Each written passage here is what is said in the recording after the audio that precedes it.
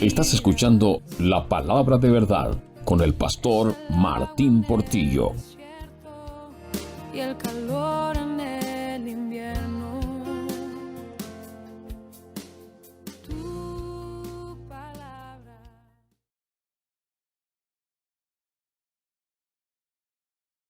Ok, hermanos, vamos a abrir nuestras Biblias en Hechos capítulo 4. Hechos capítulo 4. Y hoy vamos a estudiar todo el capítulo 4.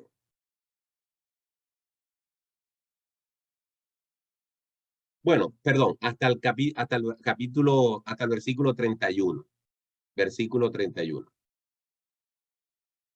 Porque los últimos versículos del capítulo 4 tienen que ver mucho con el capítulo 5. Entonces vamos a estudiar hoy Hechos 4, 1 al 31.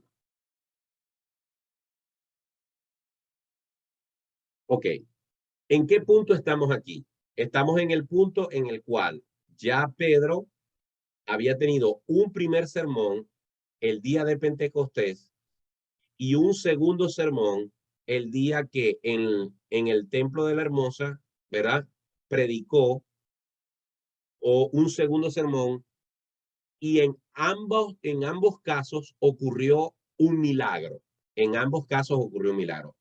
El milagro que ocurrió el día de Pentecostés es que 120 personas comenzaron a hablar en otras lenguas que ya dijimos que eran idiomas y que llamaron la atención de toda la gente que estaba en esa zona de Jerusalén y que produjo el ambiente necesario para que se agolparan y Pedro pudiera predicarles a Jesucristo. En el caso del templo estaba un hombre cojo de nacimiento que todo el mundo conocía, que todo el mundo sabía que era cojo, y allí Pedro y Juan obraron un milagro, ¿verdad?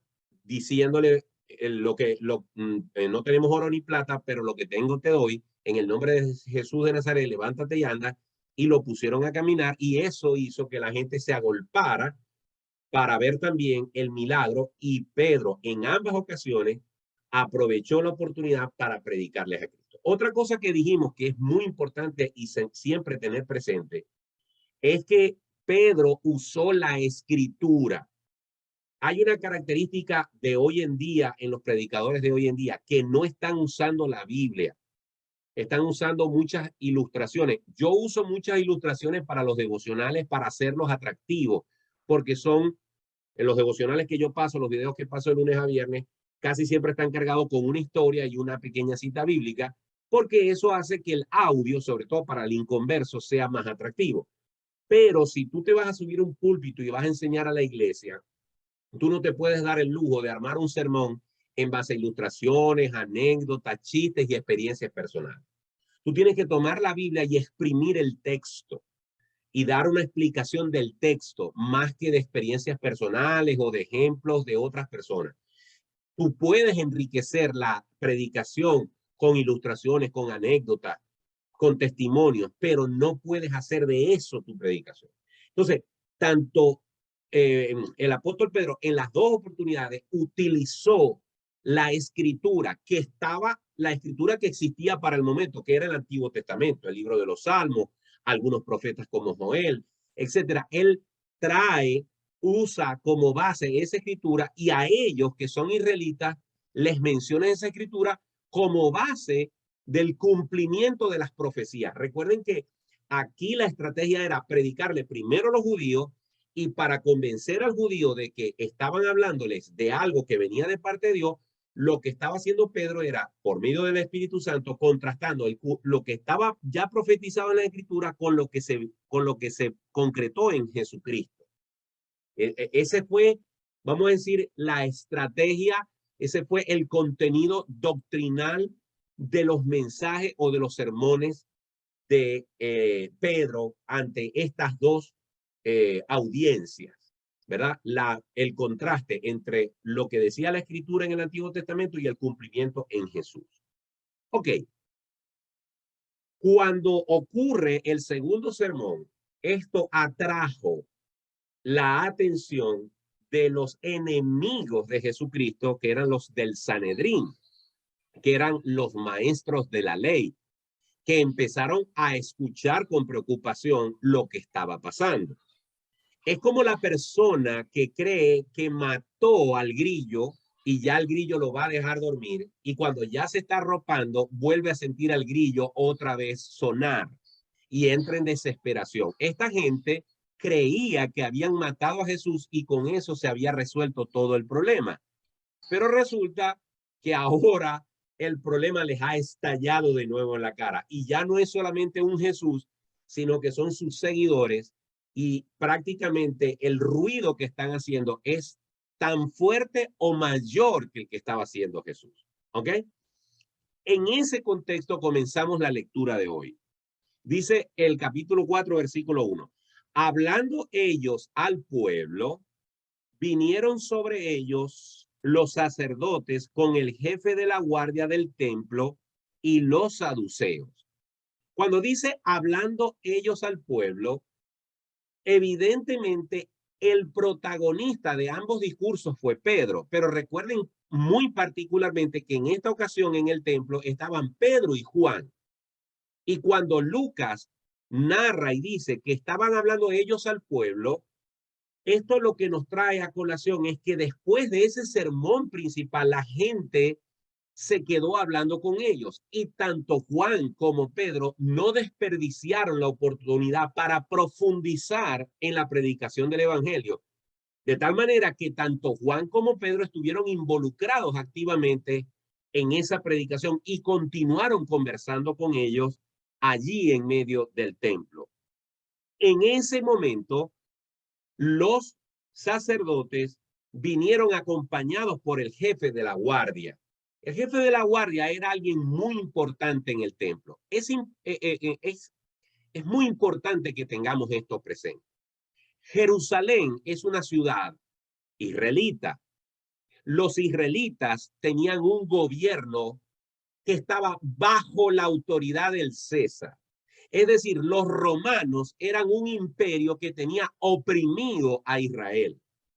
La nación de Israel, la nación hebrea, tenía sus propias reglas, sus propias normas, su propio templo, su propia religión, sus propias leyes, pero ellos tenían por encima al imperio romano.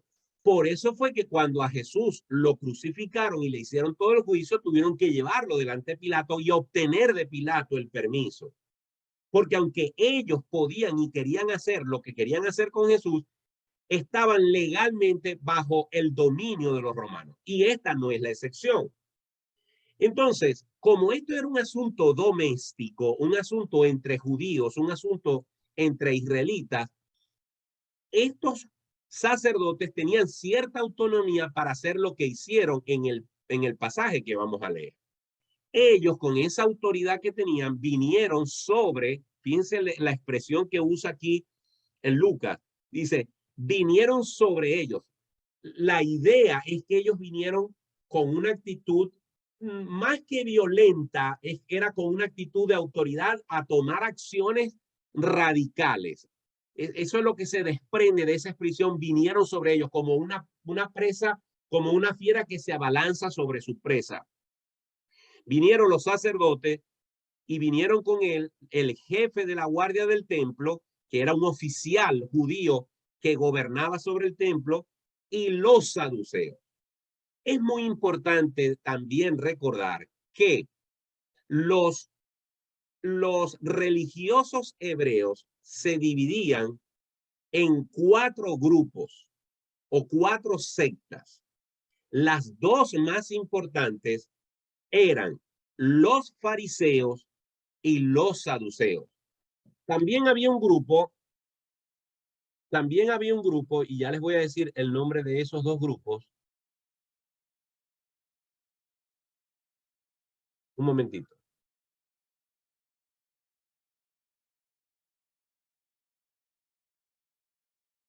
Uno se llamaban los fariseos, los saduceos, los celotes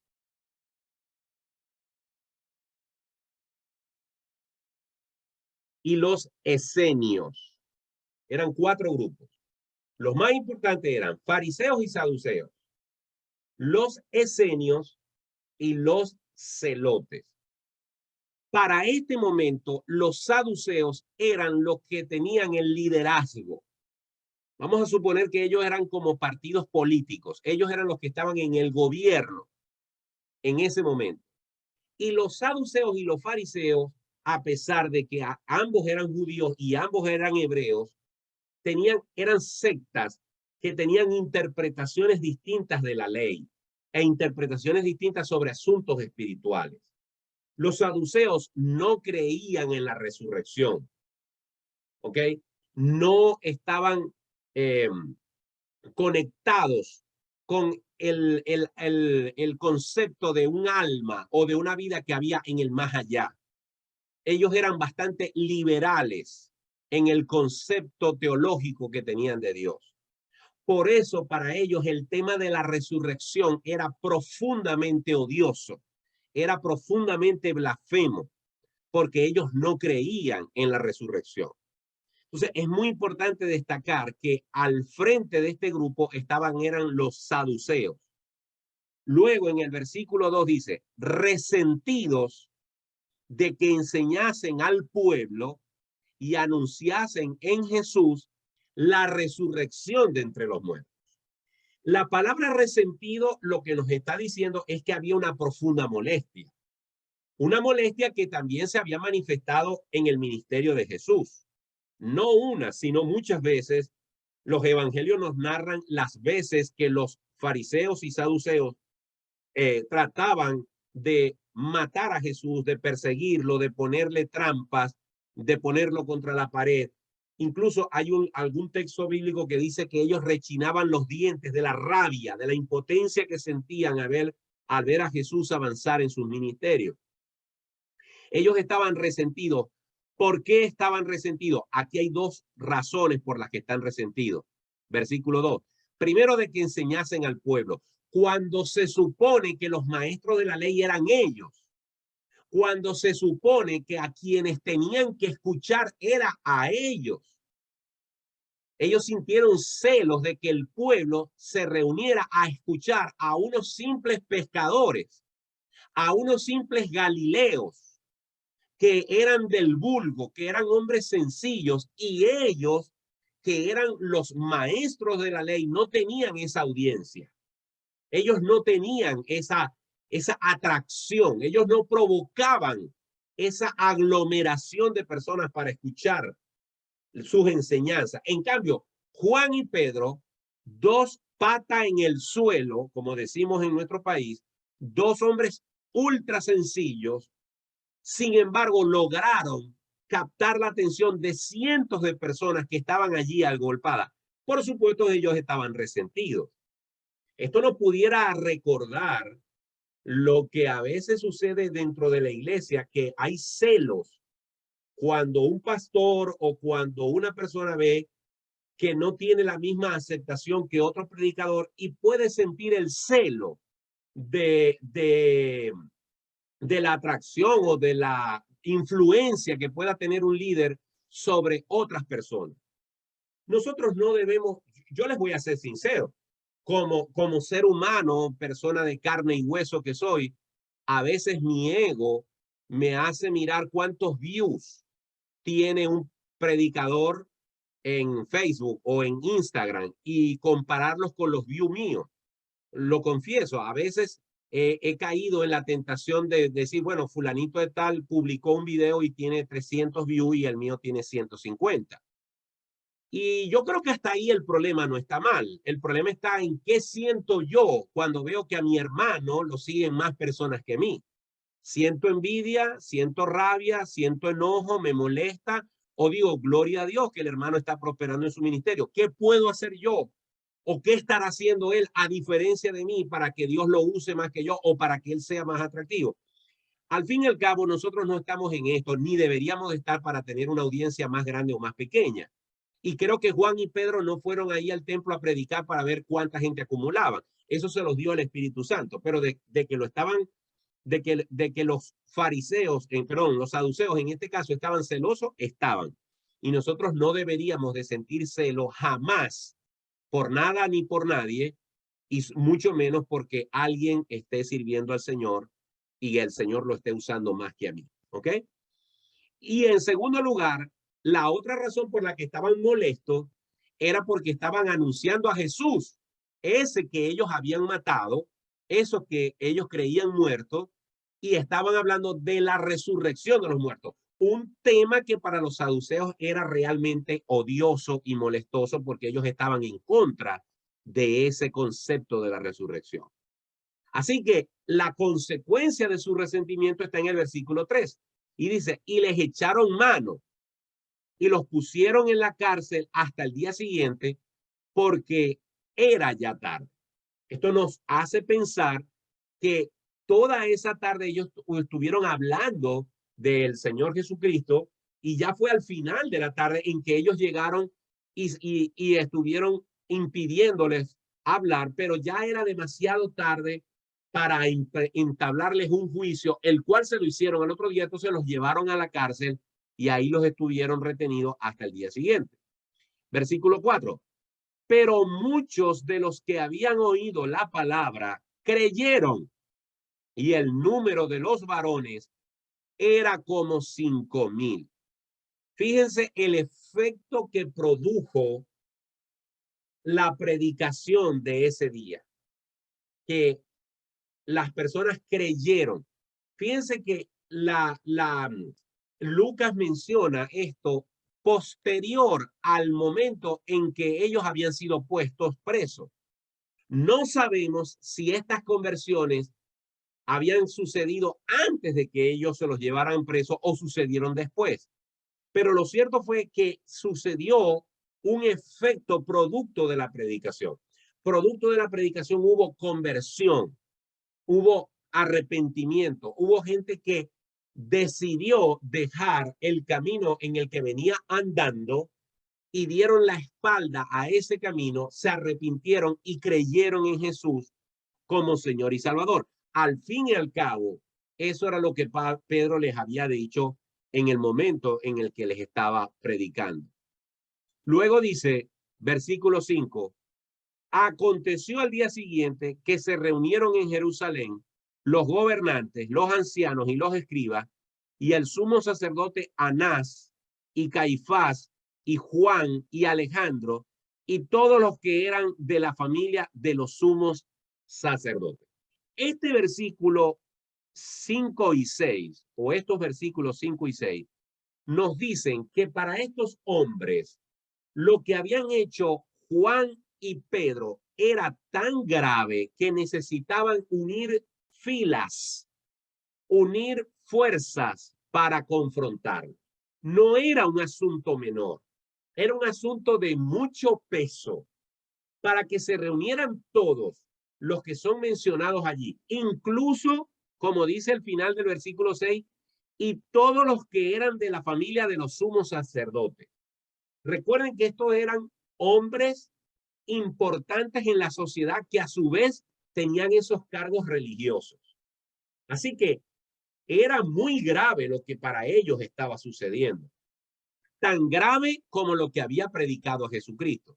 Lo que nos corrobora que el poder y las consecuencias y el efecto y la influencia de la predicación de Pedro y Juan, que habían hecho todo esto en el poder del Espíritu Santo, estaba causando tal efecto en el pueblo que el mal representado por estos hombres se unieron y se confabularon todos, se hicieron un llamado y dijeron, esto hay que atenderlo ya.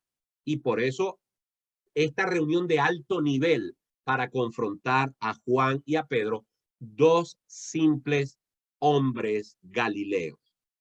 Luego, versículo 7 dice, y poniéndoles en medio, les preguntaron, ¿con qué potestad o en qué nombre habéis hecho vosotros esto?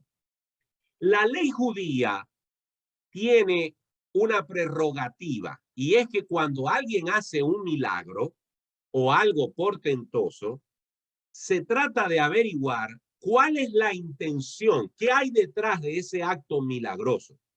Si es apartar al pueblo de Dios o si es para darle gloria a Dios. Así que ellos no hacen otra cosa que pedirles a ellos una explicación de por qué o en nombre de quién hicieron ese milagro. Pero esto presenta una oportunidad maravillosa para que Juan y Pedro pudieran abrir su boca y presentarles también a ellos el evangelio. Fíjense que ahí dice, versículo 8, entonces Pedro, lleno del Espíritu Santo, les dijo, gobernantes del pueblo y ancianos de Israel. Ustedes no sé si recuerdan que en los dos discursos anteriores, Pedro usa la expresión varones israelitas. ¿Se acuerdan? Varones israelitas. Como diciendo, yo les voy a hablar a hombres que son israelitas. Ahora que están reunidos aquí en esta especie de juicio, él se dirige a ellos reconociéndolos como gobernantes del pueblo y como ancianos de Israel. Es decir, Pedro no tiene problema en reconocer que ellos tienen un cargo, una autoridad, que ellos se han abrogado y que ellos tienen, y él como tal la reconoce. Pero aquí la expresión que hay que resaltar es lleno del Espíritu Santo. Hermanos, cuando nosotros vayamos a abrir nuestra boca para predicar a Cristo, a cualquier persona, nosotros dentro de nuestro ser, en silencio, pero con mucha sinceridad, renunciemos a cualquier recurso humano para predicar, a cualquier argumento humano, y clamemos al Padre y digamos, Padre, tú me estás presentando la oportunidad de hablarle a esta persona de Cristo. En el nombre de Jesús, lléname de tu Espíritu Santo. Pon en mí las palabras necesarias. Haz que sea yo un portavoz de tu palabra. Muéstrame, trae a mi boca, a mi mente, aquellas palabras, aquellas cosas que yo debo decir. El apóstol Pedro estaba lleno del Espíritu Santo, pues el Espíritu Santo lo iba a usar con poder para hablarle nada más y nada menos que a la crema innata de esta comunidad de jefes judíos. Versículo 9. Empieza su discurso. Puesto que hoy se nos interroga acerca del beneficio hecho a un hombre enfermo, de qué manera éste haya sido sanado, sea notorio a todos vosotros y a todo el pueblo de Israel que en el nombre de Jesucristo de Nazaret, a quien vosotros crucificasteis y a quien Dios resucitó de los muertos, por él este hombre está en vuestra presencia sano. Miren, aquí Pedro está usando un poco de ironía, un poco de ironía, porque él dice, ustedes nos están interrogando, ustedes nos están juzgando acerca de, no de algo malo que hicimos, sino de haber sanado a un enfermo. Es decir, ustedes son tan malvados, ustedes están tan enceguecidos por el odio que le tienen al evangelio, que nos traen aquí para juzgarnos y para demandarnos razón de por qué nosotros le hicimos un beneficio, por qué nosotros oramos, por qué nosotros sanamos a un hombre que tenía 40 años en esa condición. Es decir, ustedes pretenden llamar malo a lo bueno, cosa que la Biblia advierte, que llamarán a lo malo bueno y a lo bueno mal. Así que Pedro no pierde la ocasión para meterles la punzada a ellos y mostrarles su maldad. Luego, versículo 10, va más allá todavía, lo cual nos demuestra que Pedro, lleno del Espíritu Santo, no tenía temor de estar frente a los hombres que pudieron haberle hecho a él lo mismo que le hicieron a Jesús. Si estos hombres pudieron ordenar, pudieron hacer lo que hicieron con Jesús, también lo pudieron haber hecho con Pedro y con Juan. pero él no se atemorizó, lo cual nos recuerda qué pasa con un hombre cuando no está actuando en el poder de Dios y cuando lo está haciendo en el poder de Dios. Este mismo Pedro, unos meses antes, había negado a Jesucristo. Este mismo Pedro le tuvo miedo a un grupúsculo de personas sencillas como él. Él les tuvo miedo cuando le dijeron, tú andabas con Jesús, tú andabas con Jesús. Tuvo miedo, lo negó y hasta lo maldijo. Gente que no tenía poder, gente que no le podía hacer nada. Ahora está frente a los enemigos de Jesús, a los que tienen el poder, a los que tienen la autoridad dentro de Israel y no tiene temor de espetarles en la cara lo que les espeta en el versículo 10. Sea notorio a todos vosotros y a todo el pueblo de Israel. Es decir, en otras palabras, que les quede bien claro. No tienen excusa, sea notorio. Por favor, no sigan tratando de ocultar el sol con un dedo. Sea notorio a todos vosotros y a todo Israel que en el nombre de Jesucristo de Nazaret, un nombre que para ellos era odioso escuchar, él se los menciona allí, en medio de esa reunión, a quien vosotros crucificasteis y a quien Dios resucitó de los muertos, por él este hombre está en vuestra presencia sano. Miren, ellos fueron llevados ahí para ser juzgados y resulta que ahora Pedro es el que los juzga a ellos. Ellos fueron traídos allí para ser acusados de qué? De sanar a un hombre. Pero Pedro les devuelve la moneda y les dice, ustedes nos traen aquí porque sanamos a un hombre, pero yo les quiero decir a ustedes que nosotros hicimos esto en el nombre de Jesús al que ustedes crucificaron. Pero no solamente que ustedes lo crucificaron, sino que el Dios que ustedes dicen servir, el Dios al que ustedes dicen amar, el Dios al que ustedes dicen predicar, ese Dios fue el que resucitó a Jesús de entre los muertos. En otras palabras, los llamó asesinos. En otras palabras, los llamó falsos profetas, los llamó blasfemos porque les está diciendo la resurrección existe y los llamó contrarios a Dios cuando les dice, ese Dios al que ustedes dicen servir, ese es el Dios que nos respalda a nosotros porque él fue el que resucitó a su Hijo Jesucristo. El poder del Evangelio y sobre todo el poder del Espíritu Santo nos da la solidez a los argumentos que necesitamos cuando alguien quiere oponerse al Evangelio. La palabra de Dios se encarga de rebatir todo argumento humano si lo sabemos hacer en el poder del Espíritu Santo. Vamos con el versículo 11. Sigue Pedro en su discurso. Este Jesús es la piedra reprobada por vosotros los edificadores, la cual ha venido a ser cabeza del ángulo. Cuando se estaba haciendo un arco de piedra, ¿verdad? La piedra del ángulo era una piedra que se colocaba en un sitio estratégico del marco y era la que le daba fuerza a todo el marco. Cuando usted funda un edificio, se coloca la piedra de fundación, donde en forma simbólica o literal está radicado la fundación del edificio. Jesucristo es la piedra del ángulo.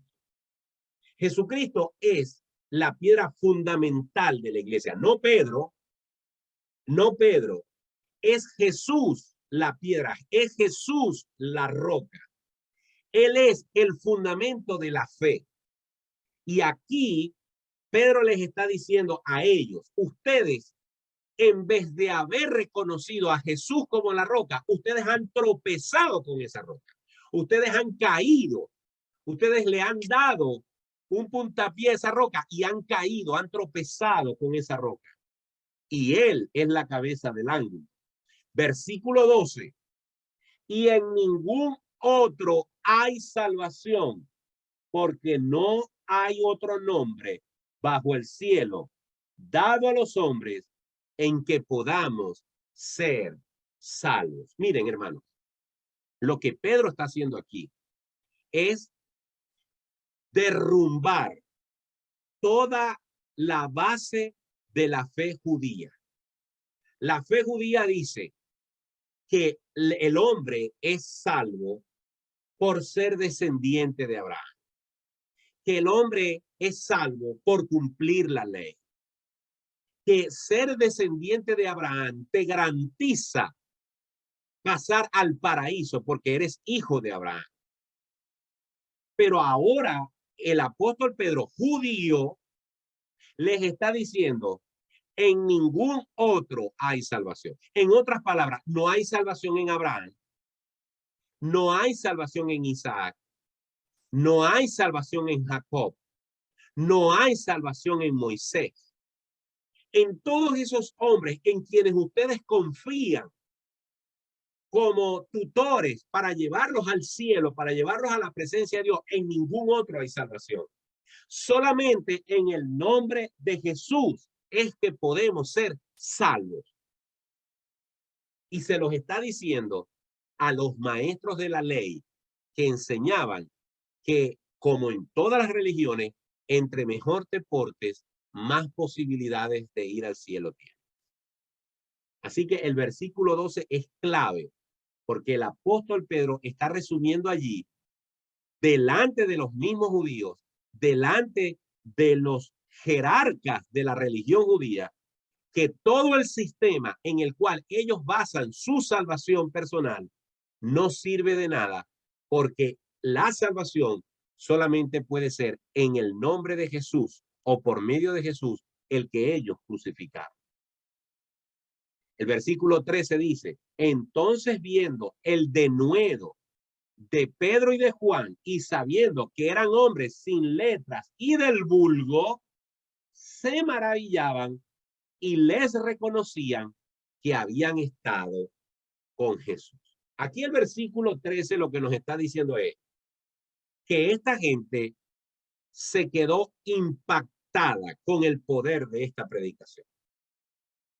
Quedaron realmente anonadados, como lo dije hace unos minutos, que dos hombres tan sencillos, que dos hombres sin letra, del vulgo, galileos, pescadores, sin preparación, sin ningún tipo de abolengo religioso ni social, les estaban dando a ellos argumentos irrefutables a pesar de todo el conocimiento que ellos tenían.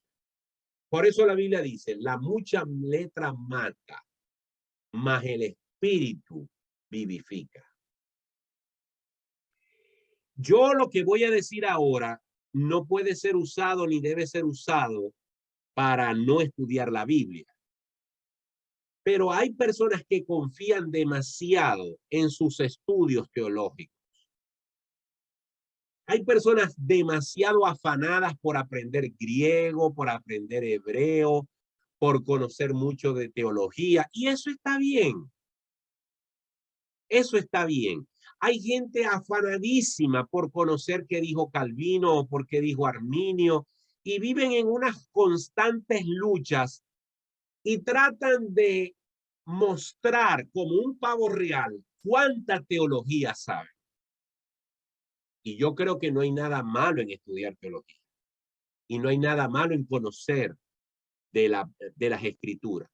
Pero si estás aprendiendo para simplemente impresionar, para acumular conocimiento, y ese conocimiento no fluye hacia la gente en un evangelio sencillo, en un evangelio comprensible y sobre todo en una manifestación del poder de Dios en tu vida para respaldar tu predicación, de nada te sirve estudiar teología. Es mejor saberse 20, 25 versículos de la Biblia, conocerlos, saber el contexto, practicarlos para poder predicar el evangelio, que ser un fenómeno en todos los conceptos teológicos, pero no saber cómo manifestar eso a las personas. Y eso es lo que le pasaba a esta gente. Estaban impresionados de que dos hombres tan sencillos pudieran predicar con tanto denuedo, dice el versículo 13, a pesar de que ellos eran hombres sencillos y se maravillaban y reconocían que habían estado con Jesús. Es decir, estos hombres estaban al mismo nivel de irrebatibilidad de Jesús. ¿Ustedes se acuerdan que Jesús siempre era conminado a que respondiera ciertas preguntas? Y Jesús le decía, yo les respondo esta pregunta si ustedes me responden tal cosa. Y los ponía en 3 y 2. Y ellos no tenían otra cosa que salir avergonzados. Bueno, lo que está diciendo este versículo 13, de alguna manera, es que este hombre, Pedro y Juan, estaban al mismo nivel de Jesucristo en sabiduría, en claridad y en poder en lo que estaba predicando. Versículo 14.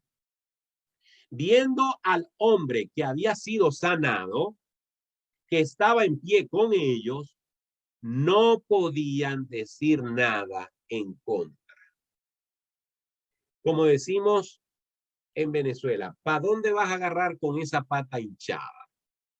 O sea, ellos tenían allí la prueba evidente del milagro portentoso de Dios. Y aquí agrega más, dice, entonces les ordenaron que saliesen del concilio y conferenciaban entre sí.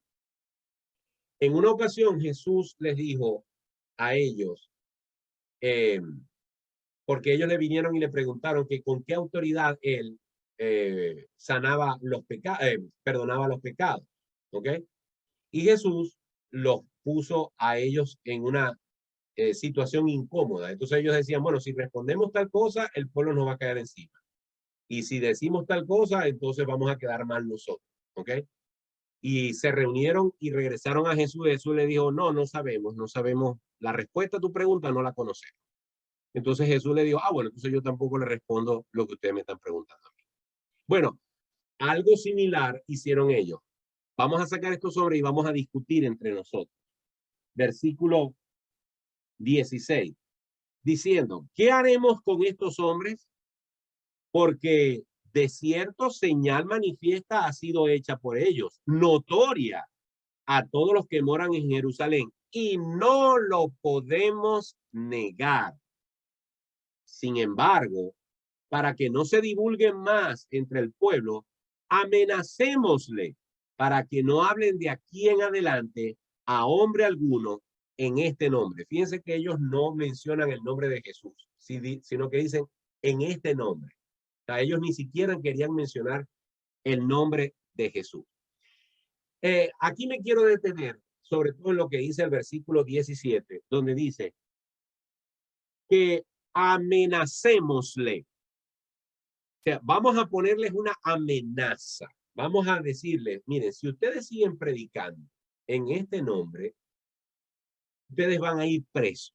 Ustedes van a pagar con su vida lo que están haciendo.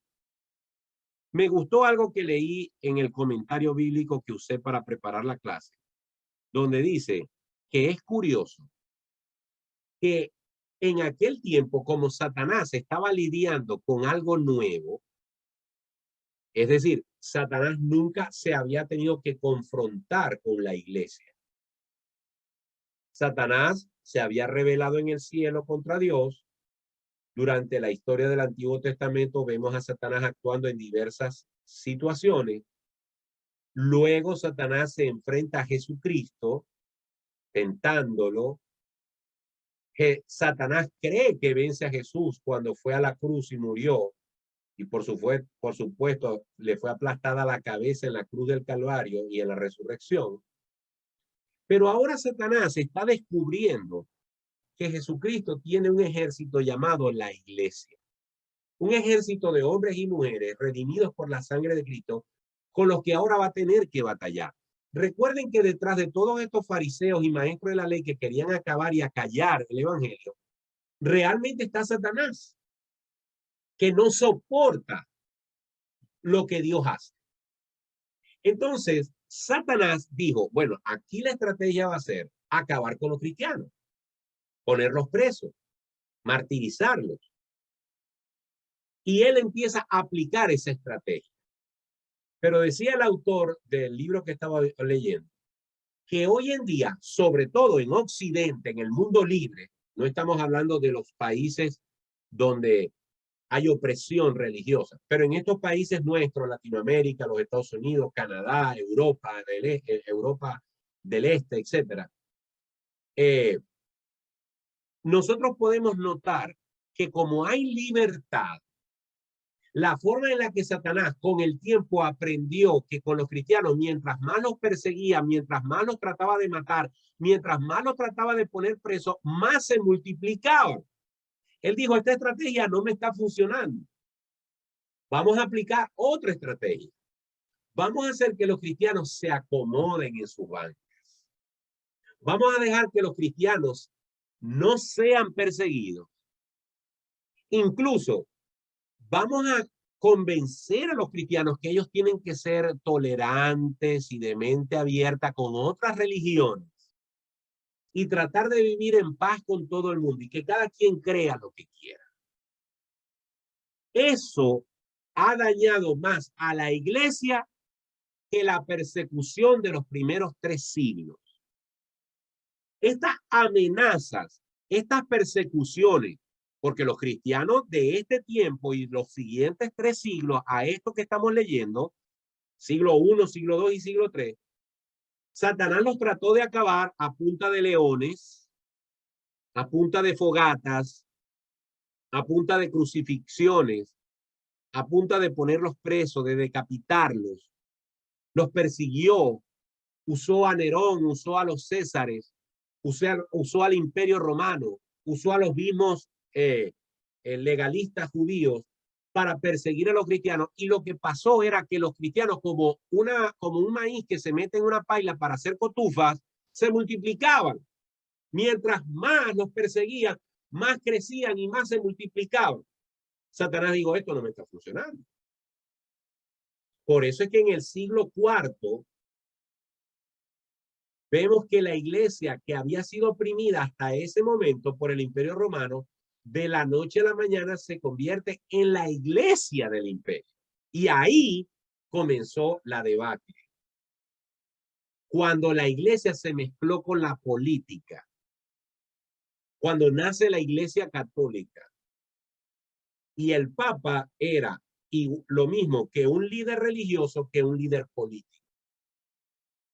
Y entonces religión y política se mezclaron y por siglos el cristianismo se convirtió en la religión del imperio.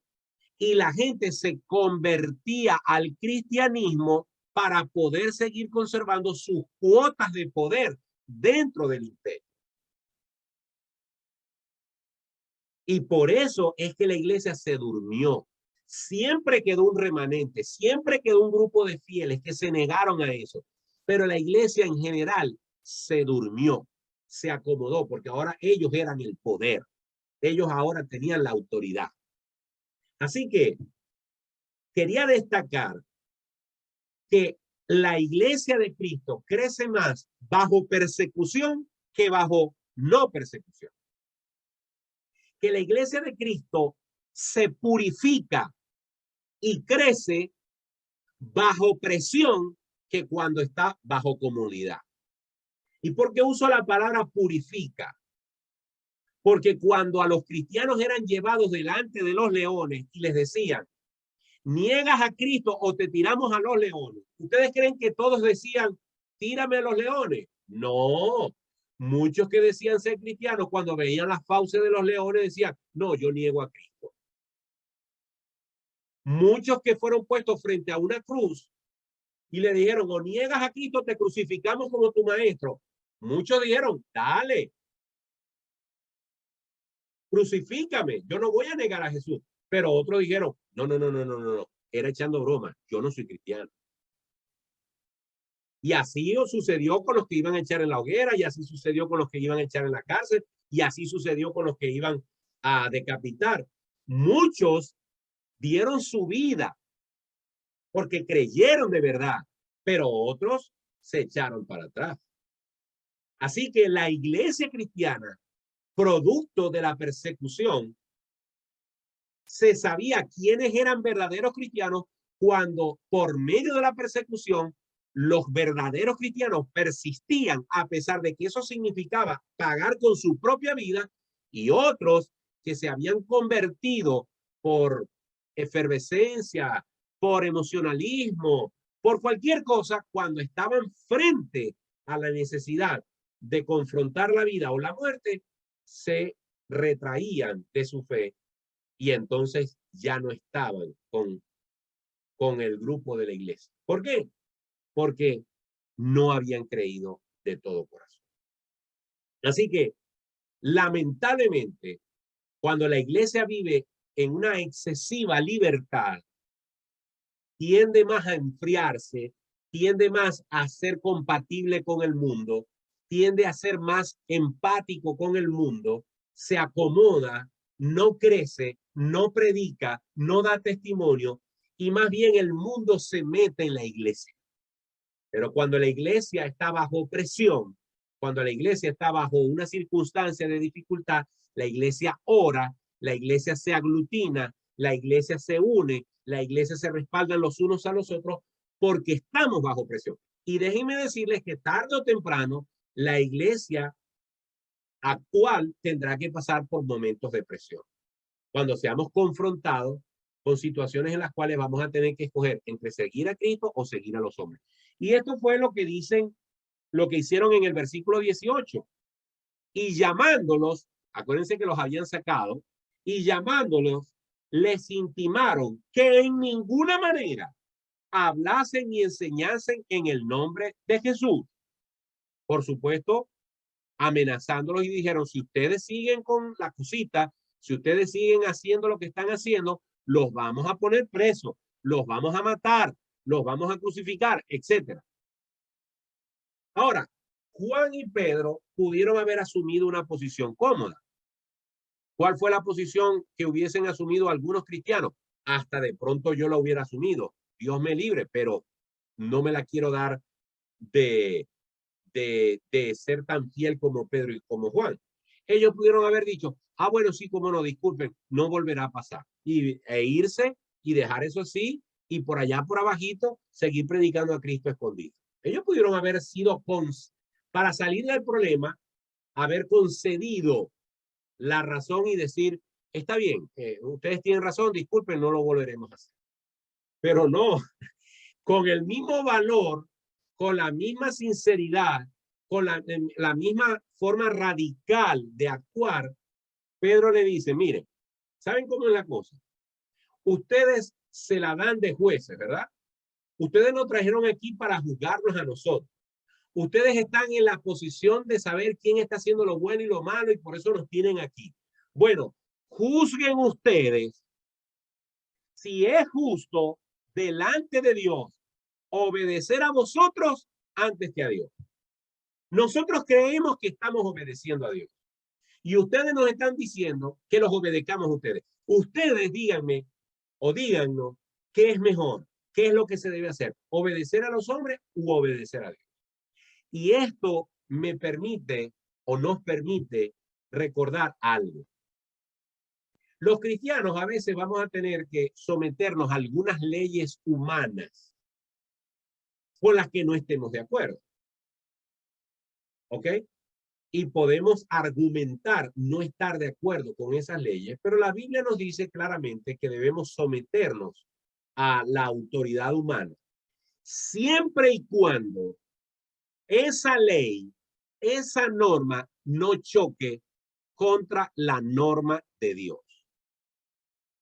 Cada vez que un gobierno, que un régimen nos pida hacer algo contrario a la palabra de Dios, o nos pida callar frente a algo que está contra la palabra de Dios, nosotros tenemos que desobedecer al gobernante, sea quien sea. Y tenemos que asumir las consecuencias de desobedecer al hombre si el precio es obedecer a Dios, si el fin es obedecer a Dios. y tenemos que asumir esas consecuencias. Y eso fue lo que hizo Pedro. Pedro pudo haberse hecho el que sí iba a obedecer para evitarse problemas, pero no iba a salir de ahí sin dejarle claro a ellos, déjense de tontería. Ustedes nos están pidiendo esto, pero no les vamos a hacer caso. Versículo 20. Porque no podemos dejar de decir lo que hemos visto y oído. Ellos entonces les amenazaron y les soltaron, no hallando ningún modo de castigarle por causa del pueblo, porque todos glorificaban a Dios por lo que se había hecho, ya que el hombre en quien se había hecho este milagro de sanidad tenía más de 40 años. Miren, de estos últimos 3 versículos, lo que tenemos que extraer es lo siguiente. En varias ocasiones, Pedro ha destacado el tema de la resurrección. El domingo pasado, este domingo pasado, día de resurrección, el pastor Javier Sotolongo, en su predicación, hizo énfasis sobre este tema. Y lo hace también el apóstol Pablo en el capítulo 15. El evangelio, sin la palabra, sin la predicación, sin la reafirmación de la resurrección de Cristo, es una religión cualquiera. Si el evangelio llegara hasta la cruz, no tendríamos ninguna diferencia con el resto de la religión. Por eso, el apóstol Pedro, en todas estas predicaciones que ha tenido en Pentecostés, en el templo y ahora en este juicio, ha salido a relucir como punta de lanza la palabra Cristo resucitó de entre los muertos. Porque lo que le da el evangelio, lo que le da a Jesús su preeminencia sobre cualquier otro líder, sobre cualquier otra religión, es que él venció la muerte. Ahora, recuerden lo que les dije al principio de la clase. Los líderes de este juicio son saduceos, que son enemigos del concepto de la resurrección, no de Jesús, de la resurrección en general. Los saduceos no creían en la resurrección. El que se murió, se murió. Ahora, estos hombres del vulgo sin letra les han dicho a ellos, maestros de la ley, Cristo resucitó, ustedes lo crucificaron, pero a pesar de eso, Dios lo levantó de los muertos. Y ellos les han dicho que no sigan predicando. Y Juan y Pedro le dicen, pues sí lo vamos a seguir haciendo. Ahora, si esta gente tenían el poder, tenían el conocimiento, y tenían el tiempo y tenían la logística para darle una clase a Juan y a Pedro de que la resurrección no existe, de que es un invento absurdo decir que Cristo resucitó, que ese es un invento de ellos que se robaron el cuerpo de Jesús para dejarlos a ellos en ridículo. Es decir, si los saduceos tenían suficientes argumentos para negar la resurrección de Cristo y no aprovecharon esta oportunidad para hacerlo, fueron unos estúpidos. Porque este era el momento ideal para decirle a Juan y a Pedro, no sean tan idiotas. ¿Cómo van a creer ustedes que Jesús resucitó? Mentiroso. Ustedes se robaron el cuerpo. La gente no resucita por esto, por esto, por esto, por esto. Ellos no hicieron eso. Ellos no argumentaron. Ellos se quedaron callados. Juan y Pedro le taparon la boca. ¿Saben por qué? Porque no podían negar la resurrección. Y eso es lo que apuntala, eso es lo que aprieta, eso es lo que fortalece la fe cristiana de ese momento, que ni siquiera los más acérrimos enemigos de Jesús pudieron negar la resurrección frente a 2 hombres tan sencillos como Juan y como Pedro. Ellos tenían poder en sus palabras y tenían el testimonio. Por eso ellos dicen en el versículo 20, porque no podemos dejar de decir lo que hemos visto y oído. Si ellos están conminando a Pedro y a Juan a que no hablen más de Jesús, y Pedro y Juan en su corazón saben que Cristo no resucitó, es un invento de ellos. ¿Por qué ellos iban a estar dispuestos a dar su vida por una mentira? Ellos estaban dispuestos a dar su vida porque a ese punto de sus vidas, ellos habían sido testigos oculares de un hombre que había sido clavado en sus manos, en sus pies, con su cabeza llena de espinas, con una lanza metida en su costado. Ellos vieron a ese Jesús desangrarse en la cruz, lo vieron pálido, sin sangre, inerte, ser metido en una tumba y luego lo vieron resucitado en medio de ellos. Esa convicción de haber visto al maestro que había estado muerto y ahora estaba vivo, había impregnado sus corazones y ellos estaban dispuestos a dar su vida a como diera lugar y no se podían callar, aunque ellos le pidieran que no lo hicieran. Ese es el combustible de la fe cristiana y es lo que impregnó, ¿verdad?, el fuego del avivamiento entre los cristianos, la convicción de que Jesús había resucitado.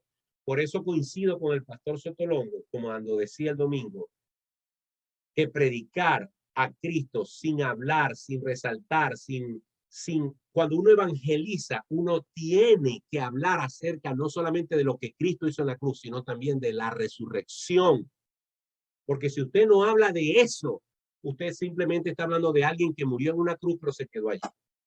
Hay que reforzar la muerte y la resurrección de Cristo. De hecho, así lo hizo Pedro en cada una de sus predicaciones hasta el momento.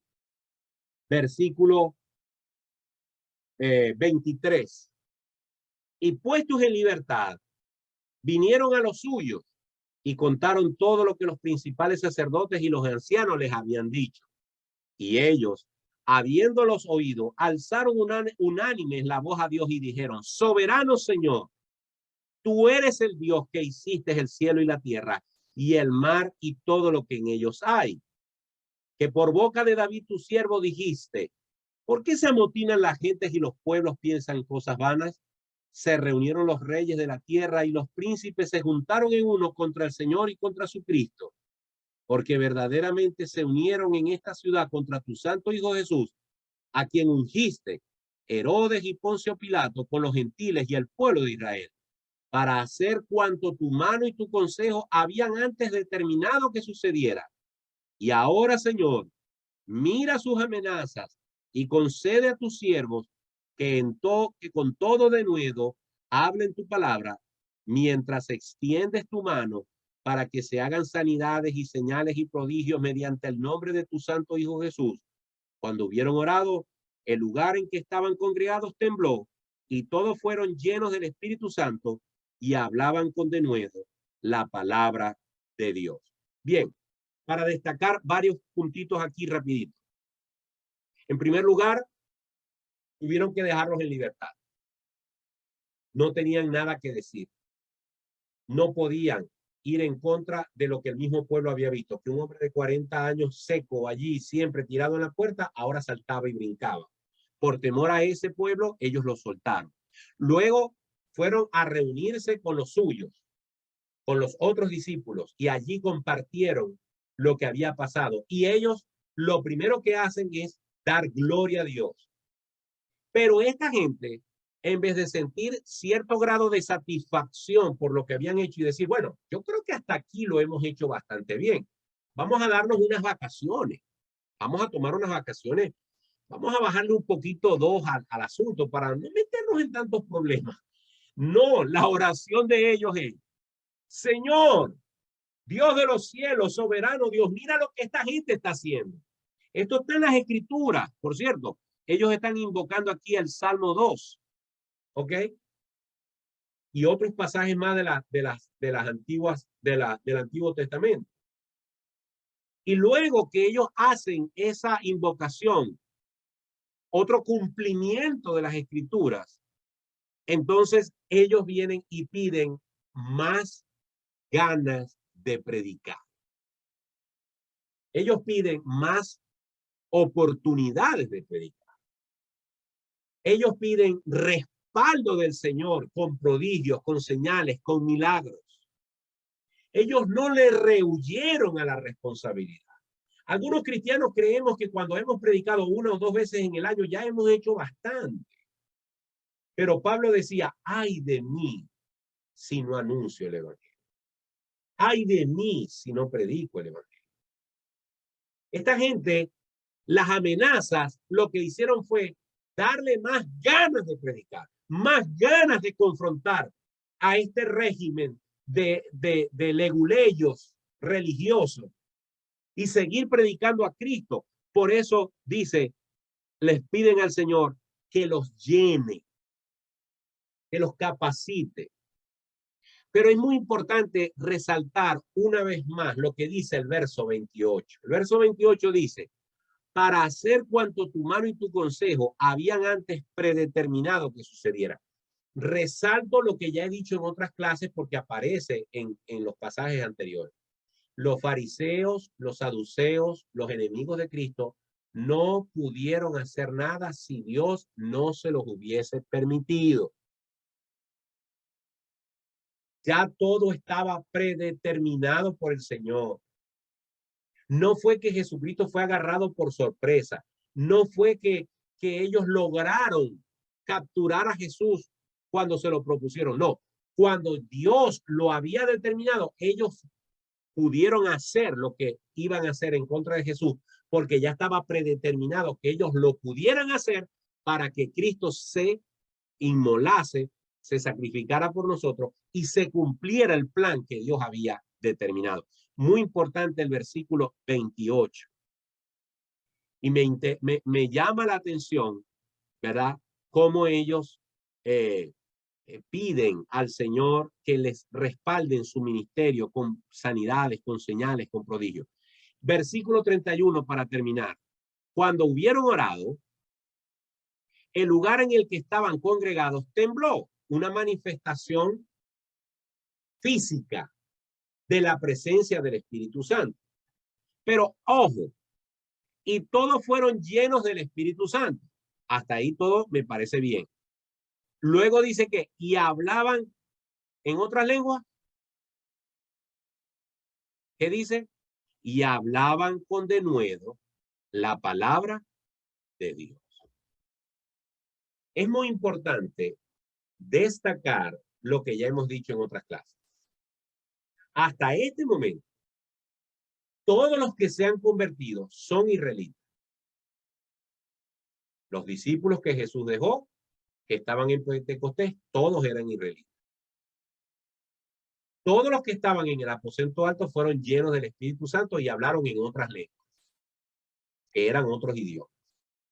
Luego se agregaron como 3,000 personas y todos eran israelitas.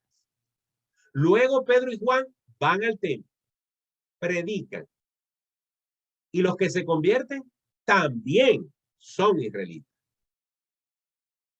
Hasta este momento el evangelio ha sido predicado solamente a los israelitas.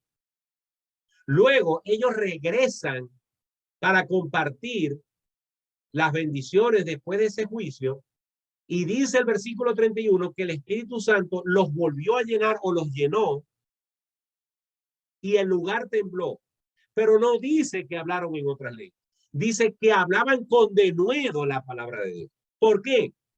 Porque las 4 veces que en el libro de los Hechos el Espíritu Santo aparece junto con las lenguas fueron para los israelitas una sola vez, para los gentiles una sola vez, para los samaritanos una sola vez y para un grupo de cristianos convertidos que Pablo se consiguió y que no habían recibido y que por un propósito que cuando lleguemos ahí lo vamos a explicar, ahí se manifiestan, en esas 4 ocasiones se manifiestan las lenguas.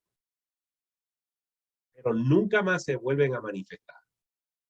Y Jesucristo dijo que el Espíritu Santo vendrá sobre vosotros y me seréis testigos en Samaria, en Judea, en Jerusalén, en Samaria, en Judea y hasta lo último de la tierra.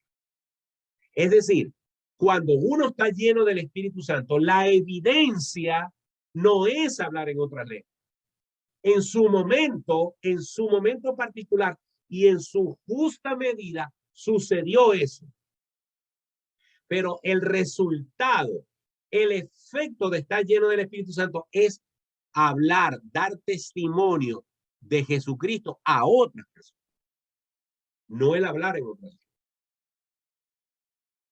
Porque si fuese así, aquí en el versículo 31 diría, y todos fueron llenos del Espíritu Santo y hablaban en otras lenguas. Pero no dice eso. Dice que producto de esa llenura hablaban con denuedo la palabra de Dios. Es decir, le imprimieron mayor énfasis a la predicación del evangelio en medio de la nación, en medio del pueblo. Eso es lo que podemos destacar de estos pasajes del capítulo 4 del libro de los Hechos. Tu palabra es la voz que me habla en la mañana. Y esto fue La Palabra de Verdad con el pastor Martín Portillo.